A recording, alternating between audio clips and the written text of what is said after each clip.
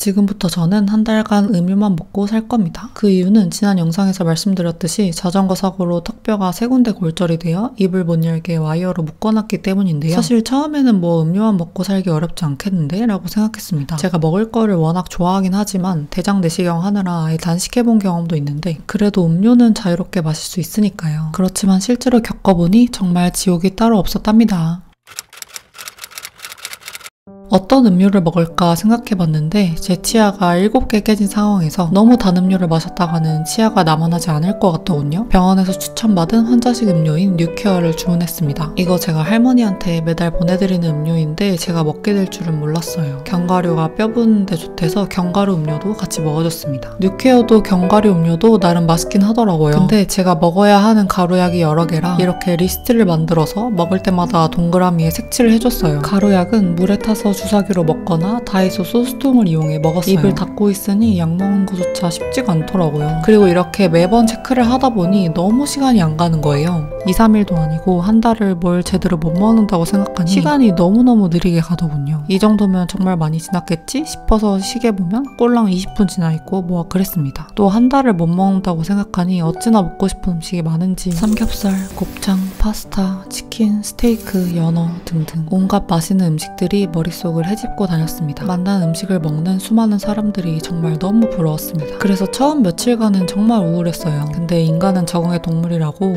결국 나는 못 먹는 사람임을 인정하게 되었습니다. 마치 전 분유만 먹는 신생아로 돌아간 거죠. 그러니까 또 마음이 괜찮아졌습니다. 그리고 어떻게든 시간을 빨리 흐르게 하려면 일이나 열심히 하는 수밖에 없다는 생각이 들었어요. 마침 오키나와 가이드북을 완성해야 하는 상황이었고 그거랑 제가 버려놓은 다른 일들에 몰두했습니다. 다치기 전만큼이나 일을 열심히 할 수밖에 없는 이 상황이 참 웃기더군요. 근데 뉴케어랑 견과류 음료만 먹자니 너무 기운이 없었습니다. 턱뼈 골절 후기를 찾아보니 사골국물을 많이 먹더라고요. 쿠팡에서 찾아봤는데 실온 보관 레토르트 사골국보다는 직접 만들어서 냉동해둔 사골국이 좋아 보이길래 냉동 사골국을 왕창 구입했어요. 뉴케어만 먹다가 사골국을 마시니 이것만으로도 참 만족스럽더라고요. 근데 사골국물을 먹으니 치명적인 단점이 뭐냐면 입을 못 여니까 칫솔질도 치아 겉면만 할 수 있고 안쪽을 못 하는데 혀가 사골 기름기 때문에 미끌거린다는 거였어요. 혀가 계속 미끌거리고 백태가 엄청나게 쌓여가는 게 느껴지는데 가글밖에 할 수 없어서 처음에는 정말 찝찝해 돌아버릴 것 같았어요. 근데 이것도 하루 이틀 지나니까 적응이 되더군요. 그냥 미끌거리는 혀가 내 원래 혀라고 생각하게 되었습니다. 그리고 어느 날은 턱뼈 골절 후기를 봤는데 소고기 묵국을 갈아서 마셨다는 걸 보고 저도 똑같이 만들어 봤거든요. 근데 제 치아 교열 때문에 그런지는 몰라도 저는 물을 아무리 믹서로 갈고 채로 걸러도 도저히 손톱만큼도 먹을 수가 없더라고요. 그래서 그냥 맹 국물만 먹었습니다.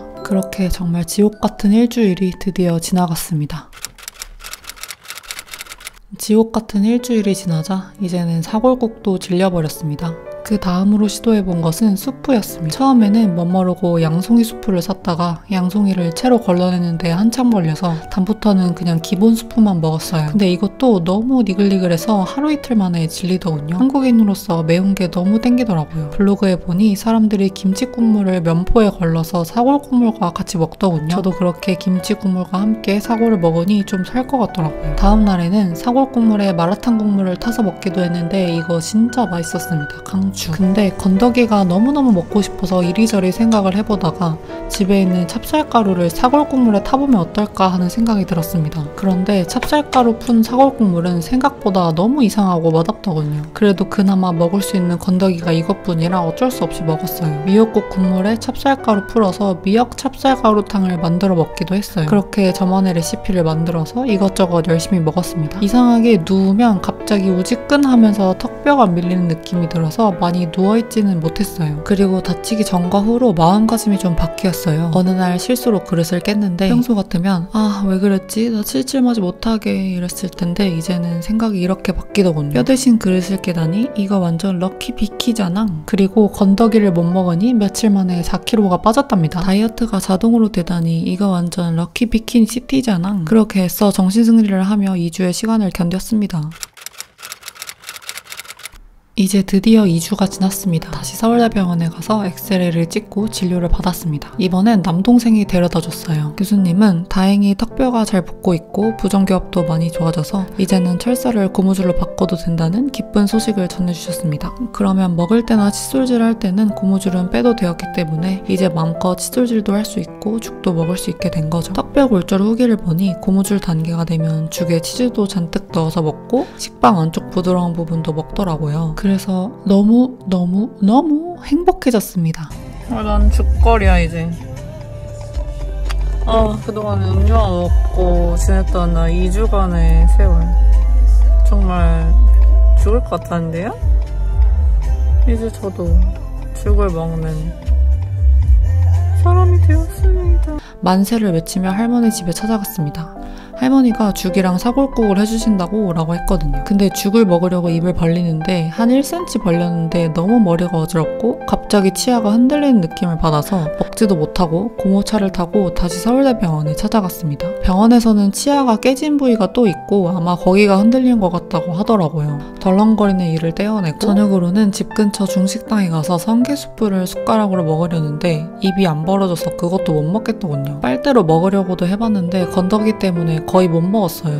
빨대를 쪽쪽 빨아보려는데 제대로 되지 않는 제 모습에 할머니랑 고모랑 저랑 셋이 빵 터져서 어찌나 웃었는지 몰라요. 집에 와서 드디어 칫솔질을 하려는데 입을 한 1cm 벌리려니까 또 너무 어지러운 거예요. 또 칫솔을 억지로 넣으려다가 깨진 치아를 건드렸는데 전기고문 당하는 줄 알았습니다. 그렇게 2주가 지났지만 아직도 저는 음료만 먹어야 했답니다.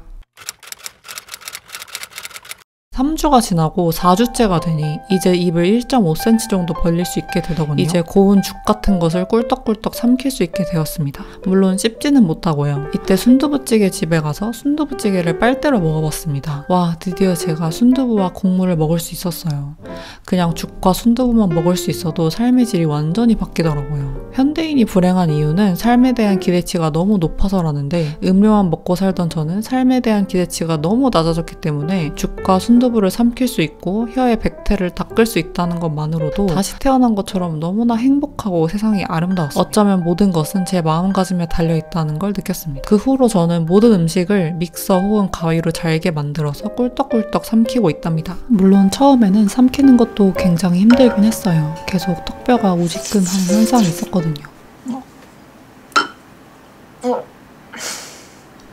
그리고 깨진 치아 때문에 가만히 있어도 이가 너무 아파서 동네 치과에도 찾아가 봤는데 입이 안 벌어져서 아무 치료도 할 수 없고 당장은 턱뼈가 제대로 붙는 게 제일 중요하니 계속 진통제나 먹으라는 답변만. 알약은 먹기가 힘들기도 하고 너무 고용량을 먹는 것 같아서 정말 못 참겠다 싶을 때만 이렇게 어린이 시럽을 먹어줬어요. 이제는 입이 3.8cm 정도까지 벌어져서 치아 치료를 앞두고 있어요. 결론, 한 달까진 아니었지만 3주간 음료만 먹으면 살이 4kg 빠진다. 그리고 처음 며칠은 매우 우울하지만 적응의 동물답게 금방 괜찮아지며 3주가 지나 순두부를 먹을 수 있게 되자 세상이 아름다워지며 살맛이 난다. 순두부에게 이 영상을 바친다.